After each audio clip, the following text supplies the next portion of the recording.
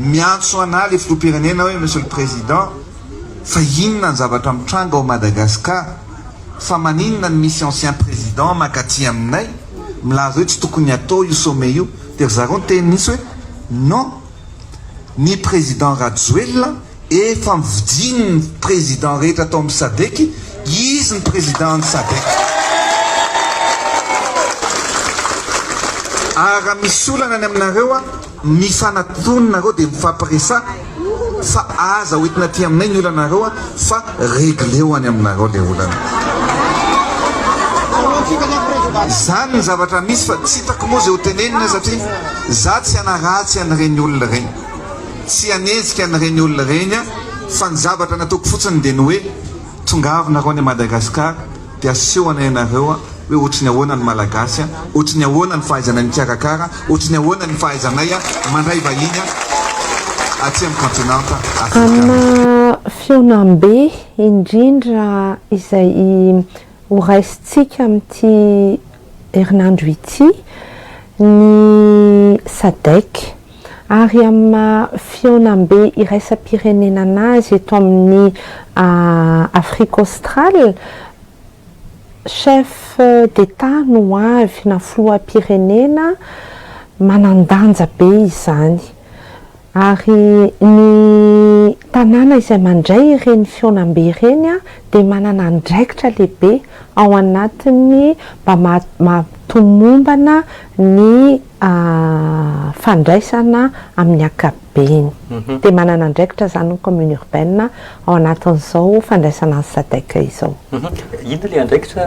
Ramatoa? Ny andraikitry ny commune urbaine dia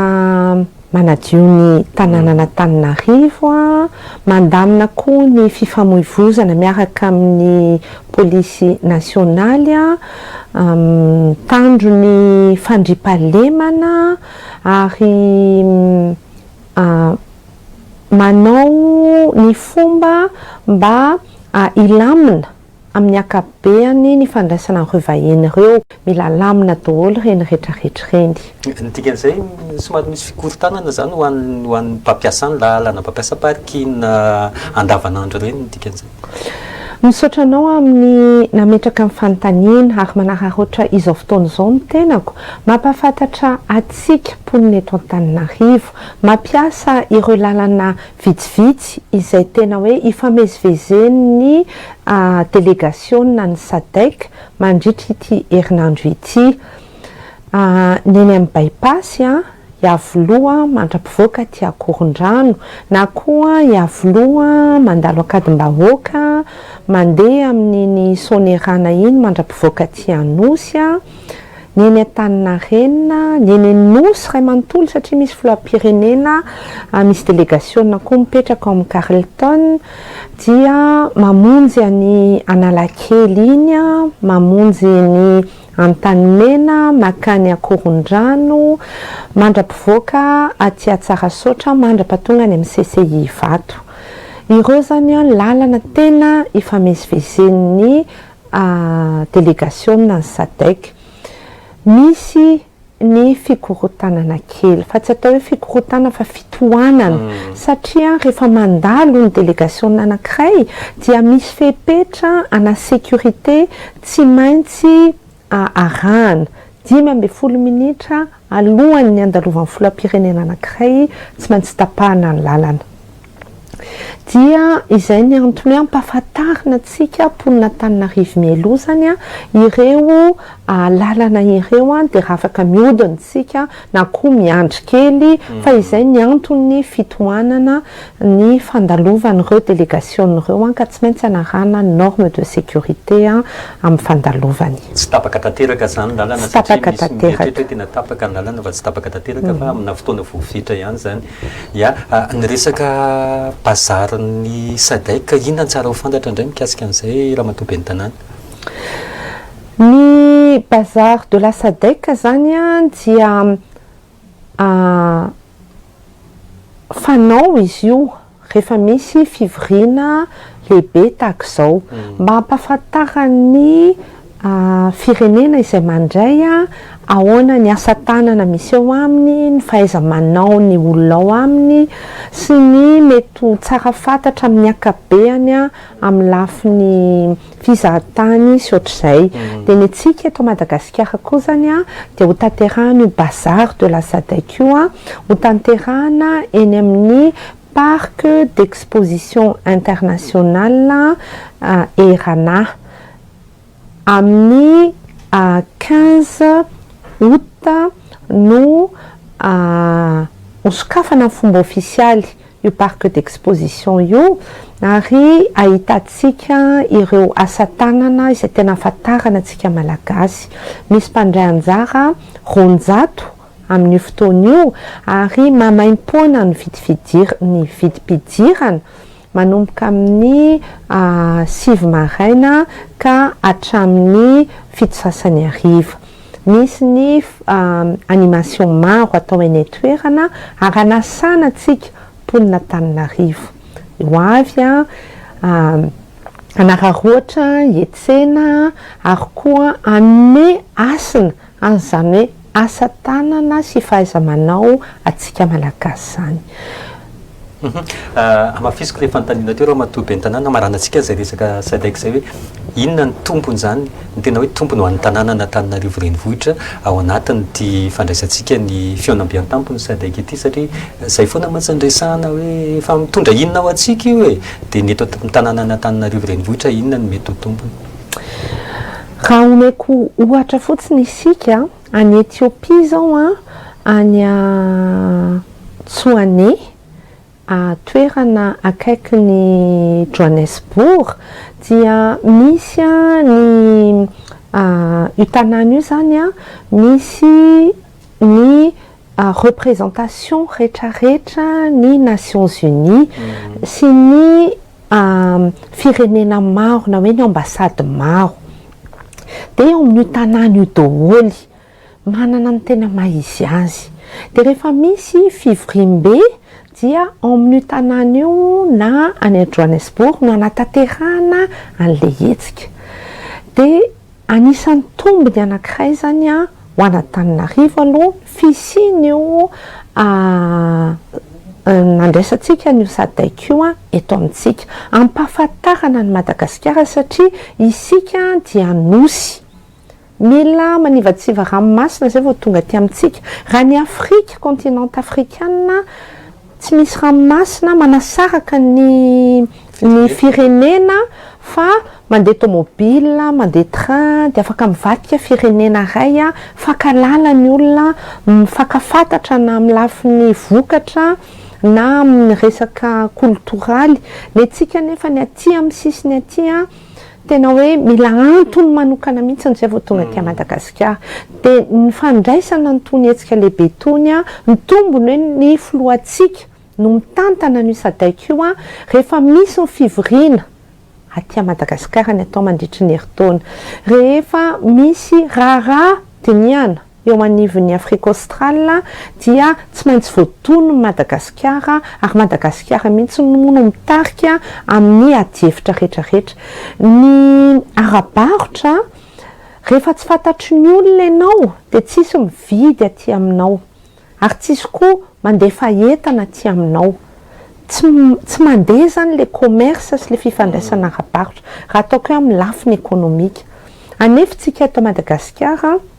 manana ny fahaiza-manao na amin'ny teknôlôjia na amin'ny asa tanana na amin'ny ireo orinasa afakaba maro manana zany fahaiza-manao zany tsika fa lasa voagejany firenena vitsivitsy mahafantatra atsika. Ary Afrika fotsiny eneny resahana matanjaka neny marché africain ary zay indrindra ny antony anisan'ny anaovantsika ny bazar de la SADC io koa anehoana hoe manana ny mahasamihafa azy Madagasikara ary fotoana anankiray zao ampahafantaritsika an'izany. Rehefa mandeha any afrikana ianao ka mitondra nappe de table vitan'ireo vehivavy amin'ny asa tanana na ny décoration mipetaka fe dia tena liana zareo satria tsy hainy zany. Misy n'olo mavita fa machine fa ny antsika asa tanana dia misy tombony ara ekonomika lehibe ny fisian'io sadaika io ametrahantsika koa ny toerantsika eto Afrika satria malalitsika rehefa mijery ny zavatra rehetrarehetra miseho eto amin'izao tontolo izao fa Afrika dia manana ny toerany ary manana ny arenany mandritra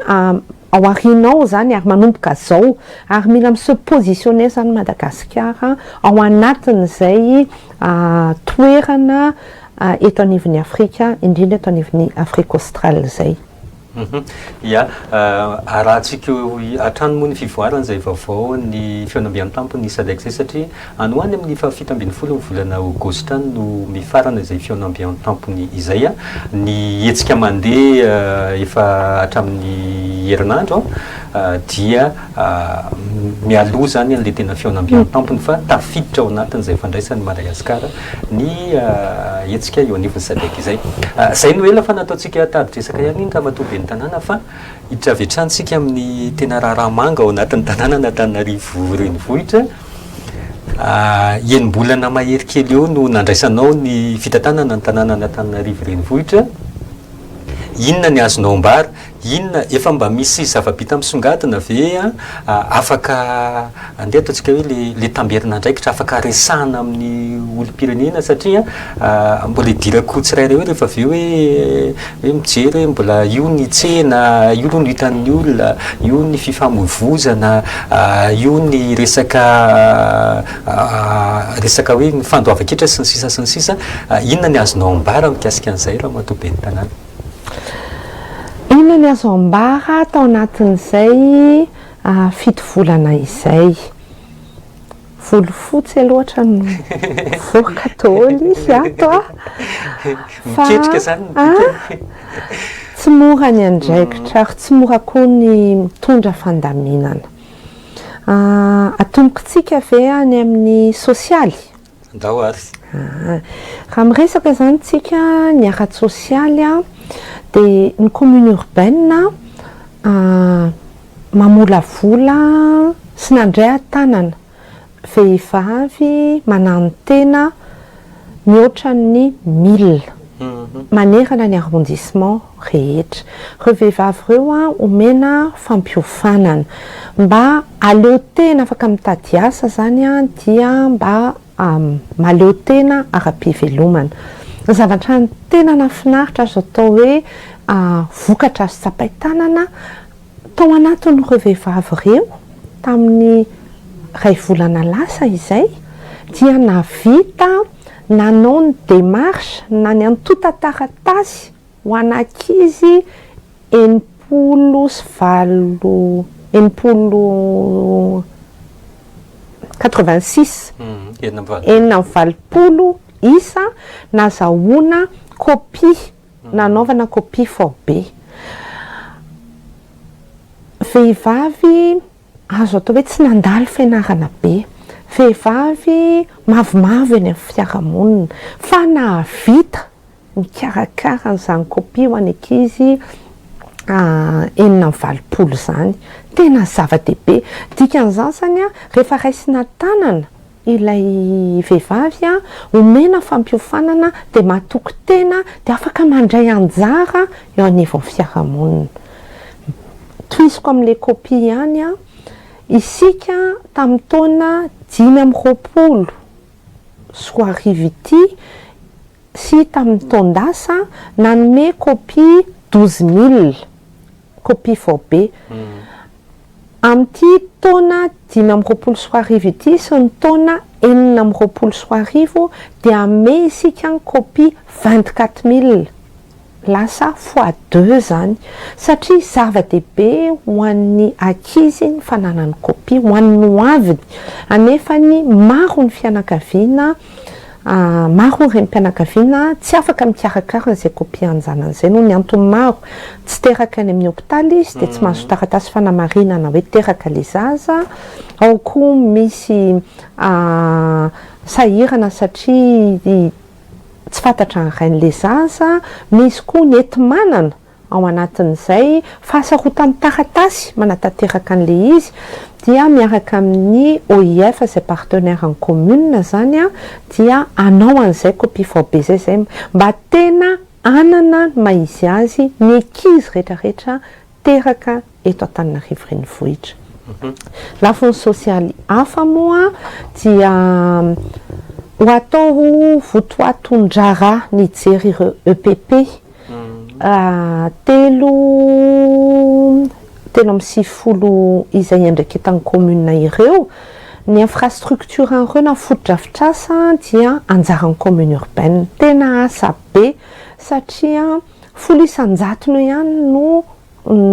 namboarina sy hoe araka ny tokony ho izy PDB ny asa miandry manoloana an'izay ary tena atao votoan-drara zay miaraka amin'ny fijerevana ny cantine an'ireo zanakitsika izay misa 50,000 zay ny afaka mandeha mianatra nefa mihoatra an'izay ny tokony mbola andeha hianatra fa no foto-drafitrasa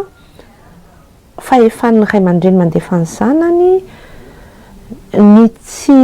fisian'ny cantine koa dia voatery le ankizy tsy mianatra ny hariva dia avy eo tsy maharaka dia mirenireny ireny rehetrarehetra ireny ho atatsika votoan-drara. Mbola voatao ve ramatoa Bentanana sa efa nisy natomboka? Ao anatiny mametraka an'le paikady fa mino fa mandra-pahatonga ny farany taona dia efa mba izy amiratra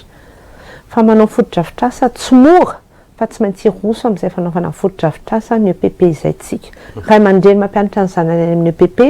mahafantatra tsara mitete ny tafo tsisy varavarana ny W tsarizary na dia misy ary nefa vita amin'ny fitondram-panjakana. Lafiny fahasalamana manana CSB2 enina isika eto anivon'ny commune urbaine Antananarivo ary manana centre de santé anankiroa lehibe.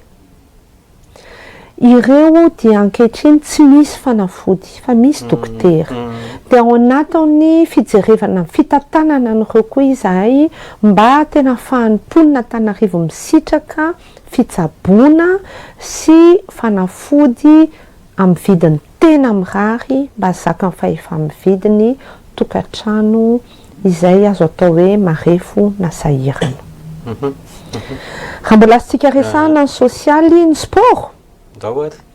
Ny sport dia anisan'ny tokony anaovan'ny commune urbaine fanentanana satria mitondra fahasalamana ary koa mampiray dia ao anatin'ny ASIF zao isika na ny association sportive interministérielle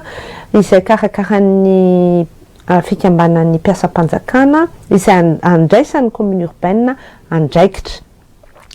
sy anjara any Majangano natanterahana an'izany discipline rehetrarehetra amin'ny sport dia misy avokoa ary ny commune dia mandray anjara amin'ny discipline rehetra hatramin'ny danse. Mbola ao anatin'ny famaranana moa amin'ity herinandro ity fa manantena fa hibata médaille maromaro ny commune, mafy be ny police municipale, mafy be ny sapeur pompier tena mitondra avo ny voninahitry ny commune urbaine anatin'izay. Ny commune urbaine koa ankehitriny dia mikarakara ny mampilalao-kolonga eo amin'ny stadina Larby isaky ny Alarby. Izy io zany dia ohatrany hoe fampahafantarana ny ankizy ohatrany ahoana milalao rugby, ahoana milalao volley, basket. Ny ankizy latsaky ny 14 taona no raisina mamaim-poana nandritra ny vacances ty ao anatin'izay hoe mampilalao-kolonga izay sy ny matitra maro isan-karazany moa izay toanany commune, mpino commune satria mampivelatra amin'ny maha-olona ireny ary araky ny tengy teo mampiray atsika. Anaranoatra kely ivelona kely ny resaka tetikasa mikasika an'le mifoto-drafitrasa amin'ny fanabeazana teo aiza hoe zany hoety manana ho amin'izay tetikasa lehibe izay ny hita fotsiny aloha zao misy EPP mampiditra vola zany hoe amin'ny alalan'ny parking amin'ny alina misy EPP vitsivitsy eto Antananarivo eto mampiditra vola ihany dia ampy ve reny sa aiza ho aiza le teti-bola hiasana zany eo anatin'ilay tetika azy isika zany a tsy maintsy mijery ny fomba rehetra ahafahany zanakitsika mianatra amina toerana mendrika satria mamola vola olombelontsika ao anatin'ireny EPP ireny fotodrafitrasa ny voalohany ny fitaovana koa entin'ny ankizy mianatra ary ny sakafo satria kibonona tsy afaka hiatrika fianarana vola be ny ilaina amin'izany dia tsy maintsy mijery paikady zany tsika hoe ahoana no ahafahantsika manatanteraka an'izay a eo ampamola vilany izy ahay a fa ny volana septembre any a na volana octobre ho avoaka les propositions zany hoe zao ny tondratsika fa atsika manatanteraka an'izay a dia jerena miaraka amin'ny secteur privé na ny sehatra tsy miankina izay vonona ny anao partenariat miaraka amin'ny commune urbaine mba ahafahana manatanteraka an'izay ao koa moa ireo mpamatsy vola na ireo bailleur fa isika no ametraka hoe zao ny ilaitsika fotodrafitrasa mendrika fitaovana ary fomba ho amin'ny mpianatra ary sakafo goûter za makizy anazy mila ampy sakafo ny zanakitsika tafiditra anatin'ny sosialy ihany nga ty manaraka ty ny resaka rano raha matobe ny tanàna hatramintsika amin'teny zao menomenona ny olona am'le hoe tapaka ny rano ny sasany moa tsy misy hoe rano fisotro madio fa dia eny amin'izay tana rano fotsiny a manahoana ny misy tetikasa manokana ve na misy hetsika manokana ataon'ny commune manoloana an'izay fitaraina ny olona zay fantatritsika angamba fa ny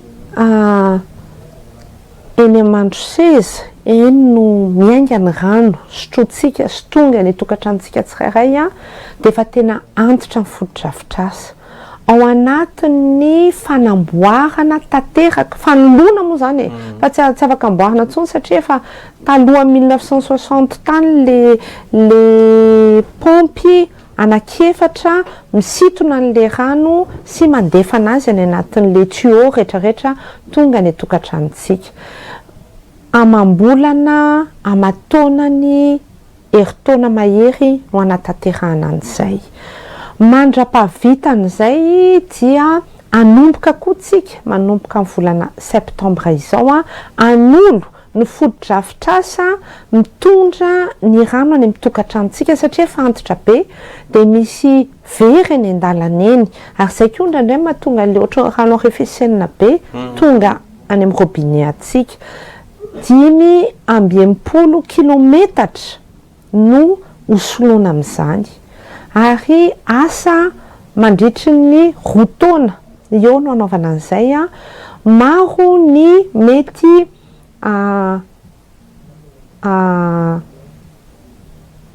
fanembatsembanana izy satria tena miditra ny tokantranon'olona tsirairay izay 64 kilometra izay ary fotoana koa zao mpahafantariko mimponina Antananarivo hiatrika an'izay fanoloana ny tuyau an-drano tonga ny tokantranontsika izay dia samy miomana zany izy voakaziko izay fa ho ampahafantarina tsy hoela aiza daholo ny faritra voakasika io fotodrafitrasa izay ho tanterahana io ary izay indrindra ny antony nanomezan'ny filoham-pirenena ireny citerna ireny satria rehefa namboatra an'le tuyau an-drano ireny tsika dia mbola mety hisy tsy fahampin-drano be eny anivon'ny toerana izay anatanterahana ny asa fitsinjovana zany an'izay asa ho tanterahana izay sy mety fanembatsembanana atrehatsika mandritry n'izay travaux zay no antony namezany sahady an'ireny camion citerne 20 ho an'ny tanàna n'Antananarivo izay. Inona no andraikitry ny tanàna n'Antananarivo ao amin'izay sehatra izay satria fantatry ny maro hoe Jirama no tena miandraikitra azy fa le andraikitry ny tanàna n'Antananarivo anatiny ohatry ny ahoana? fotodrafitrasa rehetra mitondra ny rano dia any commune urbaine n'Antananarivo. Ary le redevance alohan'ny JIRAMA amin'ny commune. Ny fotodrafitrasa amin'ny bus, ny tuyau makany amin'ny tranon'olona tsirairay reny fananan'ny commune urbaine n'Antananarivo. Ny JIRAMA ny asany mitondra an'le rano, mandefa an'le rano zany ikorina any amin'iny mitaky ny vola any amin'ny mpanjifa ary manamboatra koa misy simba. Fa ny fotodrafitrasa rehetra mikasika ny rano dia amin'ny commune urbaine Antananarivo. Tanàna Antananarivo zany tsy afaka mametra le resaka vidina rano sy ny sisa. Satria tsy ny tanàna Antananarivo no ao anatin'le opérationnel atongavan'le rano any tokantrano tsirairay. Fa ny commune Antananarivo kosany mitsinjo sy mijery hoe andaotsika anao investissement amin'ny fahatongavan'ny rano ohatra ny any amin'ny tranon'olona ohatra ny ty projet be ity, millions d'euros no vola ampiasain'ny bailleur ao anatin'io ary ministeran'ny rano no mitantana azy. Fa le fotodrafitrasa any commune urbaine n'Antananarivo. Fa ny commune urbaine moa zany amin'izao ary zay koa afaka hitaritatsika ny resakitsika hoe commune urbaine tsy afaka manao fandrarana amin'ny bailleur direct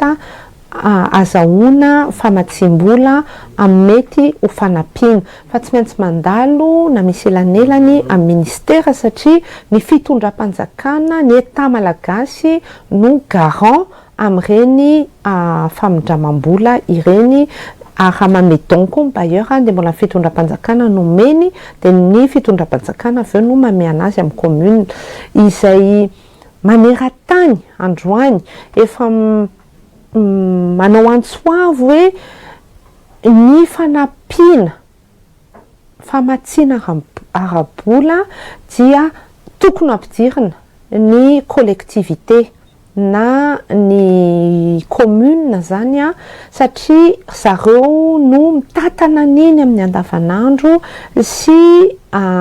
hiaran'le fitombon'ny olona mimponina ao aminy ny fisian'ny catastrophe naturelle na ireo loza voajanahary dia tokony ampiana ny commune ary tokony tsy hiankina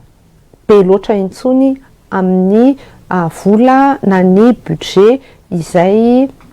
apetraky ny fanjakana tsirairay ho azy. Ivelana kely zay rehefa aveo fa toizakany aloha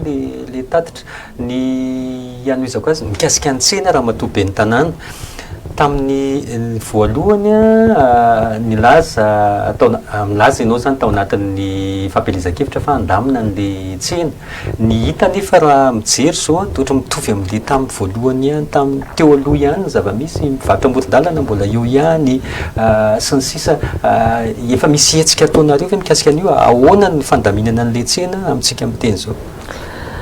Ny azo lazaina kosany aloha ngamany dia tsy misafiritaka be ohatrany teo aloha intsony izy ireo efa mba miafiafy izy ary mame lalana ho amin'ny mpandeha tongotra mbola tsy lavorary io mpivarotra amoron-dalana io efa fahazaran'le olona mivarotra mihitsy zany sy mipetsena koa amatonany maro mandamintsika ary ny tanjona dia hoe ny trottoir aleo amin'ny mpandeha tongotra satria 3 millions isika eto Antananarivo ny raha iapatelon'ireo olombelona ireo farafaratsiny farafahakeliny dia misafidy ny mandeha tongotra rehefa mivezivezy. Raha ohatra ka misy olona anankiray ao anatin'ny fianakaviana anankiray ka voahitsaka na voan'ny accident potika tanteraka io fianakaviana io satria lany vola eny amin'ny hopitaly ary indrindraindrindra mety tonga hatramin'ny famoizana aina. ny anjara ny commune urbaine Antananarivo dia miaro ny mponina ao aminy. Anisan'ny mponina tsy maintsy arovana ny mpandeha tongotra. Anefany tsy azo atao ambany zavatra koa ny mpivarotra satria fivelomana io mamelona ny ankohonana izy fa mila rindra ary mandeha miandalana amin'ny fanarenana sy fanatsarana ny fotodrafitrasa ny tsena. Rehefa vita ny tsena miditra ny amin'ny tsena daholo ny rehetra satria zay ny antony fisian'ny tsena ivarotana ary ny trottoir andehanan'ny mpandeha tongotra. Dia afaka mametoka zany hoe anana ny anjarany mpivarotra amin'ny fotoanany. Fa zao kosa izy dia mila manaraka sy manaiky ny fandaminana mame lalana ho an'ny mpandeha tongotra. Ary manaiky ny fandaminana sy apetraka. Raha mandeha ny ambanidieny zao tsika mba efa madiodio. Trottoir kely ohatra ity mpivarotra atsasany. Indrindray ilay mpivarotra tsy matahotra mihitsy fa dia anazy aloha ny trottoir dia fampitady mpandeha tongotra. Ireny zany tena hoe alamina dia mila omena ny anjarany mpandeha tongotra. Amin'ireny misy ankizy avy mianatra, ankizy efa taona, 5 taona, misy olon-dehibe, ray aman-dreny lehibe mifanisika miaraka amin'ny tanora. Tsy normal zany.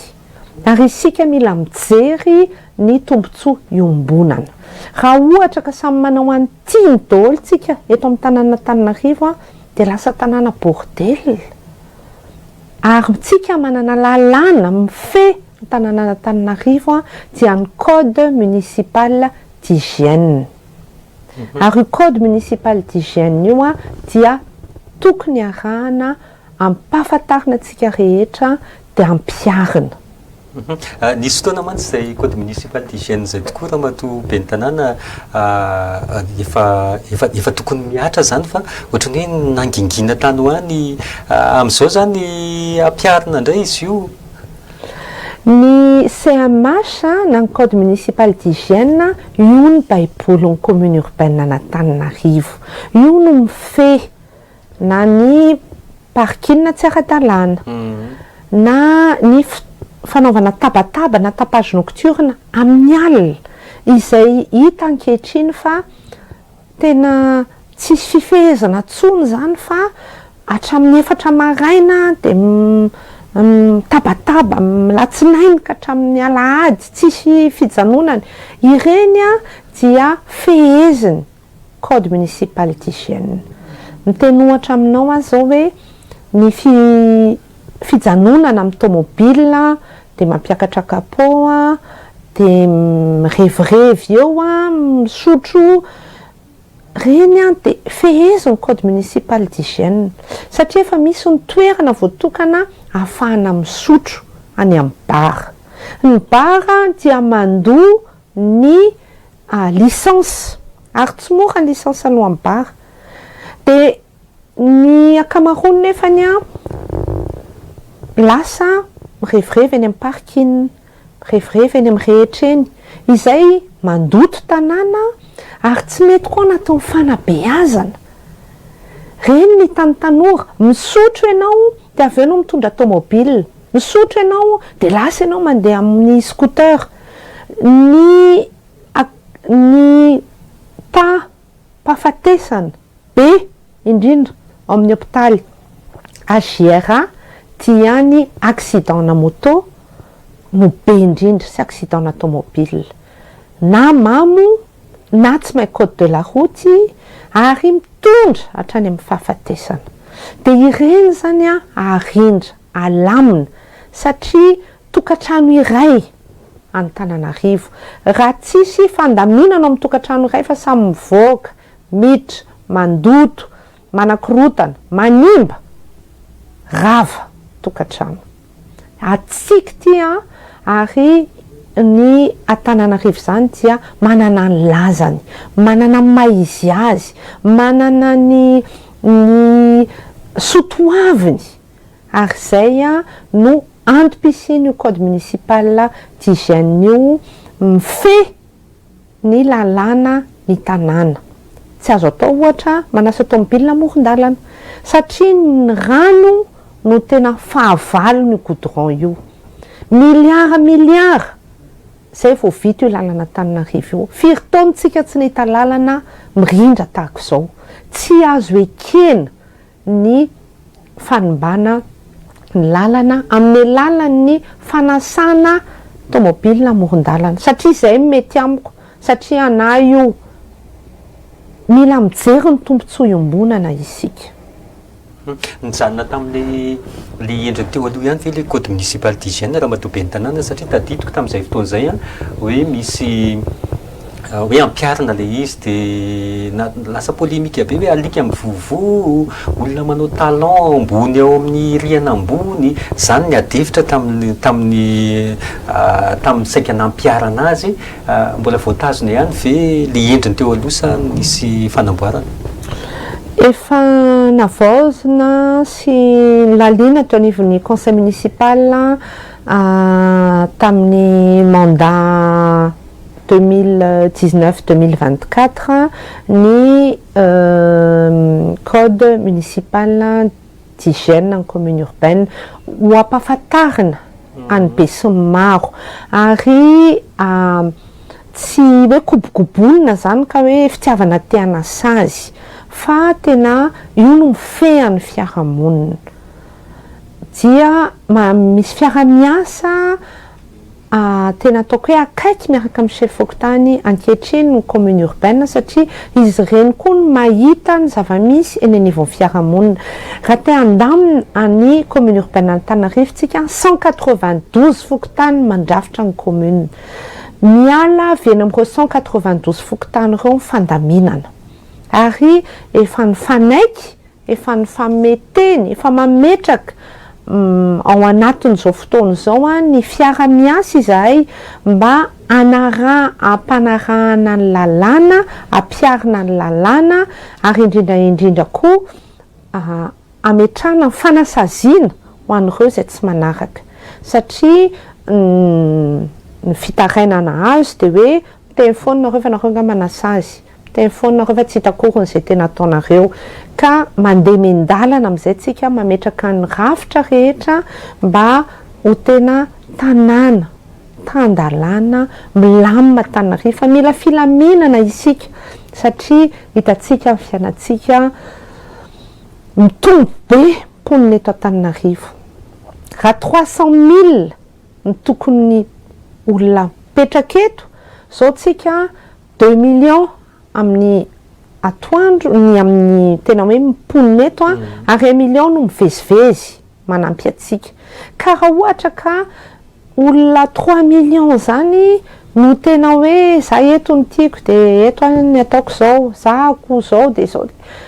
tena very potika very asina ny renivohitry Madagasikara